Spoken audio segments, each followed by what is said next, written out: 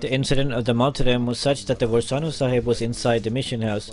They used knives and sticks and they beat him in a very cruel manner. His corpse was taken and then in front of people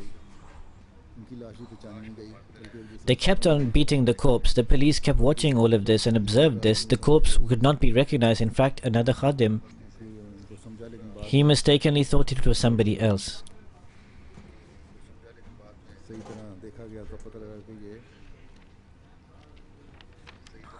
But then later, when it was seen properly, it came to light that this was actually Warsono Sahib and not the other person, Roni Pasarani Sahib. At the time of his martyrdom, his age was 35 years.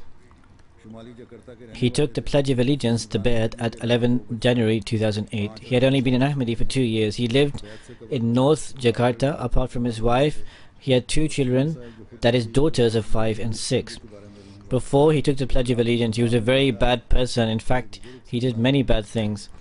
He found out about Ahmadiyya from Warsono Sahib, who was martyred. He saw in a dream once that he met a noble and a holy person who was wearing a turban.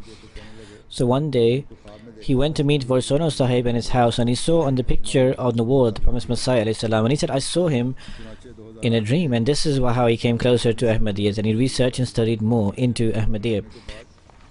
So therefore in 2008, Roni Sahib was unable to enter Ahmadiyyat and he took the Bayat, the Pledge of Allegiance. After he entered Ahmadiyyat, he totally transformed, and his wife was extremely surprised that how did the spiritual revolution inculcate within Roni Sahib? Allah the Almighty must have liked some kind of his piety, otherwise how did Allah the Almighty enable him to accept Ahmadiyyat and leave everything before?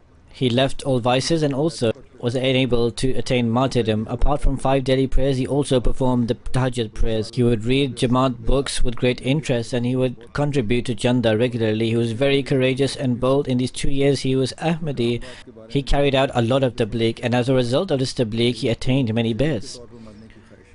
Another significant thing is that he often used to say that I desire to die as a martyr, so Allah the Almighty has fulfilled that desire of him.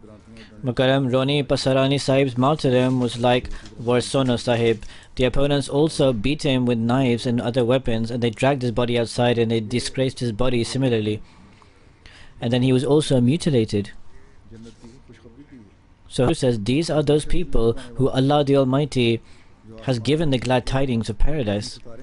They are those who have attained the everlasting life. They are those who are illuminating stars in the heavens of Ahmadiyyat. May Allah the Almighty increase them in rank continuously, and may Allah the Almighty also grant their family comfort and solace. May Allah the Almighty increase the faith in the hearts of every Ahmadi of Indonesia. With regard to the promised Messiah ﷺ's kashf, his vision, in terms of following the footsteps of Hadrat Sahibzada Mirza Abdul Latif Shaheed, he also mentioned about other people who would be like him. So this mention also includes people who live in far away and far off places. So many of these people have not even seen the Khulafai of Ahmadiyyat, but their faith is peerless and their loyalty with Khilafat is notable. I have mentioned the promised Messiah ﷺ's kashf, his vision, in previous sermons as well. I will repeat that here. The vision is this, that I saw in a state of kashf, in vision, that a tall tree was cut from the ground. And I said, bury this again in the ground so that it can prosper and bloom. The promised Messiah ﷺ says that, so therefore I have interpreted this to mean that Allah the Almighty will replace Sahibzada Abdul Latif with many other people. Hazur says that many other people like Sahibzada Abdul Latif will appear.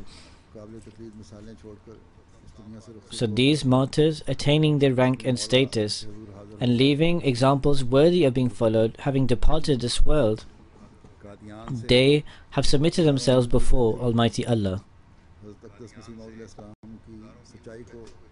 And living even thousands of miles from Qadian,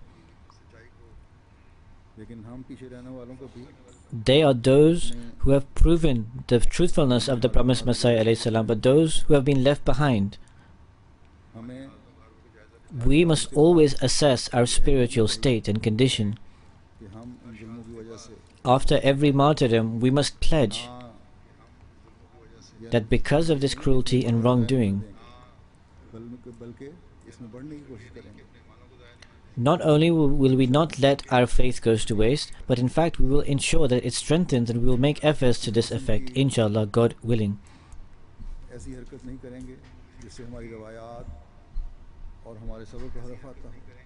We will not do any such act which will damage our values or our patience, or which will damage our